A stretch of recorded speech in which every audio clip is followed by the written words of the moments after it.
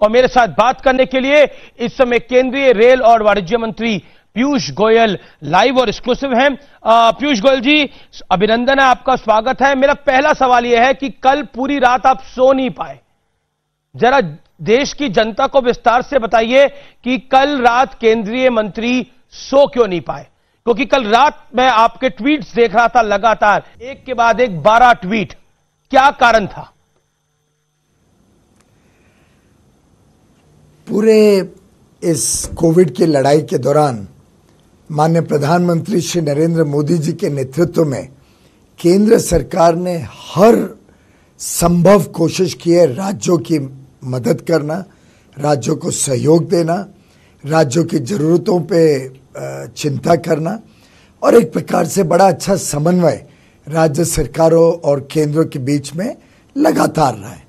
उसी कड़ी में रेलवे ने भी पूरी तरीके से हर राज्य को सहयोग दिया। जिस राज्य को जितनी ट्रेन जब लगी दी, जितने राज्य की क्षमता थी उसके हिसाब से राज्य ट्रेन ले पाए, अरेंजमेंट कर पाए। कल दोपहर को मुझे और खास तौर पे महाराष्ट्र की स्थिति ऐसी थी कि मैं स्वयं वहां के अधिकारियों के साथ 24 घंटों लगातार संपर्क में था। कोई उन्हें चिंता, कोई तकलीफ आती थी तो सीधा मुझे फोन करते थे और मैं रिजॉल्व करता था। कभी मुख्यमंत्रियों को फोन कर रहा हूं, कभी चीफ सेक्रेटरीज को, समस्याओं को हल करने के लिए, लोगों को जल्द से जल्द पहुंचाने के लिए। कल एक बेबुनियाद आरोप लगाने का महाराष्ट्र के मुख्यमंत्री जी ने टेलीविजन पे एकदम ही मराठी में उन्होंने बोला बेबुनियाद आरोप लगाया हम कि 85 हमें तो माइग्रेंट्स की बड़ी हमें 80 ट्रेनें चाहिए, ये 35-40 ट्रेनें दे रहे हैं। उन्होंने मराठी में ये बोला। अमित जी, उन्होंने कोशिश की के दौर में, अमित जी उन्होंने ये कोशिश की बताने की कि बड़ी चिंता कर रहे हैं प्रवासी मजदूरों की, उनकी देखभाल कर रहे हैं, उनकी लिस्टें तैयार हैं उनके पास, और वो 80 ट्रेन मांगते हैं तो 30-40 मिलती है। जबकि असलियत यह है कि कल से पहले 65 बार 65 ट्रेन जो हम लगाते थे स्टेशनों पे, उनके रिक्वेस्ट पे वो पैसेंजर्स नहीं ला पाते थे और हमें कैंसिल करनी पड़ती थी। इतनी जरमरा गई है पूरी व्यवस्था, पूरी लीडरशिप, पूरा नेतृत्व महाराष्ट्र का। वहां के प्रवासी मजदूरों की हालत इतनी खराब हो गई है कि कई लोगों को तो चल के जाना पड़ता है, जिसको देख के ऐसी परिस्थिति में एक मिनट आमिश जी, ऐसी परिस्थिति में ऐसा बेबुनियाद जब उन्होंने वक्तव्य दिया तो मुझे लगा देश के समक्ष सच्चाई जानने की आवश्यकता है। मैंने करीब 7-7:15 बजे 125 ट्रेनें देश भर से मूव करनी शुरू कर दी और उनको कहा कि आपके पास तो लिस्टें रेडी है, आपने टीवी पे कहा हम तो रोज मांग रहे हैं, मिल नहीं रही है, तो आप दे दो 125 ट्रेनों की लिस्ट। पूरा बैकलॉग हम एक दिन में आपको पूरा कर देंगे। 7:15 बजे से हर घंटे मैं पूछता रहा कि वो लिस्टें क्या है। मेरे अधिकारी तो 5 बजे से मांग रहे थे कि डिटेल्स दो, हमें अगले दिन की तैयारी करनी है। और ये सिलसिला 12:30 बजे तक चलता रहा। 12:30 बजे तक कोई उनके यहां से पैसेंजर की डिटेल्स नहीं, कहां से ट्रेन चलनी है, कहां पहुंचनी है। उसके बाद जाके भी 46 ट्रेन 46 सिर्फ वो दे पाए। उसमें 5 पश्चिम बंगाल और उड़ीसा की थी, जहां पे साइक्लोन के कारण भेज नहीं पा रहे, वैसे भी पश्चिम बंगाल ट्रेनें नहीं ले रहे। तो पूरी तरीके से महाराष्ट्र की सरकार कल बेनकाब हुई है और आज भी अभी तक हम वेट कर रहे हैं कि आप डिटेल्स दो तो हम कल की तैयारी कर सकें।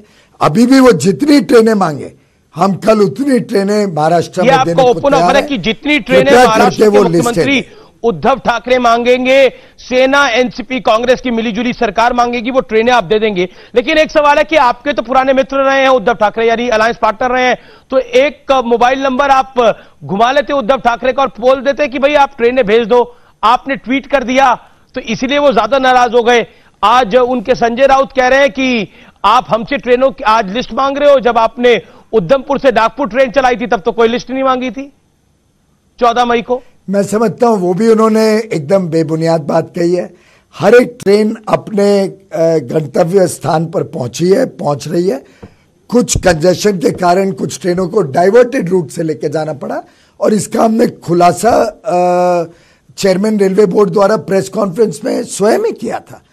तो मैं समझता हूं हमारा एकदम खुला काम है, खुली तरीके से हमने देश के समक्ष बातें रखी हैं। सबको बिहार और उत्तर प्रदेश जाना है।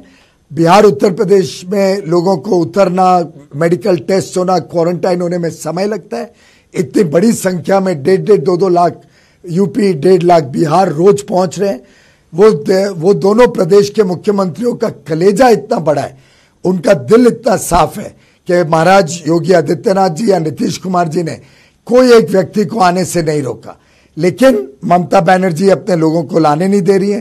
केरल के मुख्यमंत्री ने माननीय प्रधानमंत्री और मुझे चिट्ठी लिख दी, इतनी लंबी लिस्ट बना दी कि ये करो, तब तक कोई ट्रेन आने नहीं देंगे कि कल भी मुंबई की ट्रेन को कैंसिल होना पड़ा क्योंकि केरल सरकार ने चलने नहीं दिया। तो पहली बात तो केरल, पश्चिम बंगाल, इन सबको जवाब देना पड़ेगा वो क्यों नहीं ले रहे हैं ट्रेन। तो जब आप मूलतः पीयूष गोयल तरीके से सहयोग देने का विपक्ष के लोग हंगामा ज्यादा काट रहे हैं, फोटो अपॉर्चुनिटी ज्यादा देख रहे हैं, असल में मजदूरों की वो चिंता नहीं कर रहे, ये आपका आरोप है कि फोटो अपॉर्चुनिटी देख रहे हैं। प्रियंका गांधी वाड्रा बसें चलाने की बात करती है उत्तर प्रदेश में 1000, लेकिन असल में कोई काम नहीं करना चाह रहा। समस्या ये है क्योंकि अमित जी, माननीय प्रधानमंत्री जी का स्पष्ट निर्देश हम सबको है, हमने देश की सेवा करनी है, हमने 24 घंटे तट पर रहना है, जितना ज्यादा काम कर सकते हैं हमारे भाई बहनों के लिए करना है और हम उसमें जुटे हुए हैं।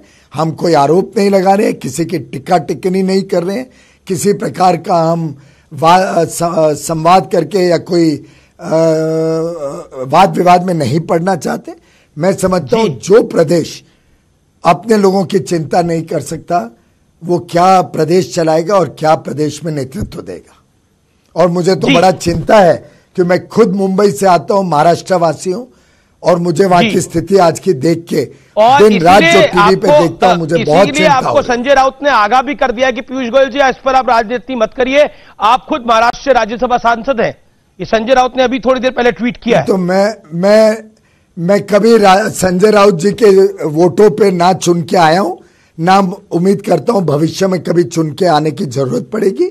और संजय राउत जी अपना प्रदेश संभाल लें, मेरा महाराष्ट्र संभाल दें, मेरे मुंबई के लोगों के स्वास्थ्य को संभाल दें, तो बड़ी कृपा होगी। शिवसेना कह रही है कि एकदम पीयूष गोयल जी ने 7:15 बजे फरमान जारी कर दिया कि लिस्ट लेके आइए, लेकिन इतनी जल्दी तो लिस्ट नहीं तैयार हो पाती। पर अमित जी वो तो खुद कह रहे हैं, उन्होंने दोपहर को कहा हमारी सब लिस्टें तैयार हैं। आप ढूंढ लीजिए उनका वीडियो रिकॉर्डिंग, आप चला लीजिए। जी मैंने देखा मराठी में सुना कि हमारे पास लिस्टें तैयार हैं। और उनके अरविंद सावंत माननीय सांसद ने हर एक टीवी में जाके बोला हम तो 200 लिस्टें दे चुके हैं। तो बताएं वो 200 लिस्टें कहां हैं। कल 46 आई थी, 5 वेस्ट बंगाल उड़ीसा की चल नहीं पाई, 41 आज चल जाएंगी। अभी भी दे देना, अगर 200 लिस्टें तैयार हैं तो भेज दें, इसमें वाद विवाद क्या करना, सिर्फ लिस्टें भेजने की कृपा करते हैं हमारे ऊपर। पर हम कैसे प्लान करें, सरकार में भी हो गया है, हवा में तो नहीं प्लान हो सकती है। एनसीपी कह रही है कि आपका मंत्रालय, प्रफुल्ल पटेल ने बोला कि रेलवे मंत्रालय बढ़िया काम कर रहा है, उन पर भी बड़ा प्रेशर है, ये समझना चाहिए। वाद विवाद तो हो गया है, मैं रियल स्टोरी समझना चाह रहा हूं। पीयूष गोयल, हुआ क्या है? एनसीपी अपनी सरकार को कटघरे में खड़ा कर रही है, जो प्रफुल्ल पटेल की बाइट है। एज ए जर्नलिस्ट जैसे हम इसको इंटरप्रेट करते हैं, आप उद्धव ठाकरे पे आरोप लगा रहे हैं। जी मैं समझता हूं कि शायद एनसीपी को इसलिए भी पूरी जानकारी है क्योंकि लगातार इस पीरियड में माननीय शरद राव के साथ मेरा संपर्क बना रहा। मैं लगातार उनके संपर्क में रहा, जब जब उन्होंने समस्या कुछ बताई उसको हल किया। मुझे भी कब समस्या होती थी तो मैं शरद राव की हेल्प लेता था।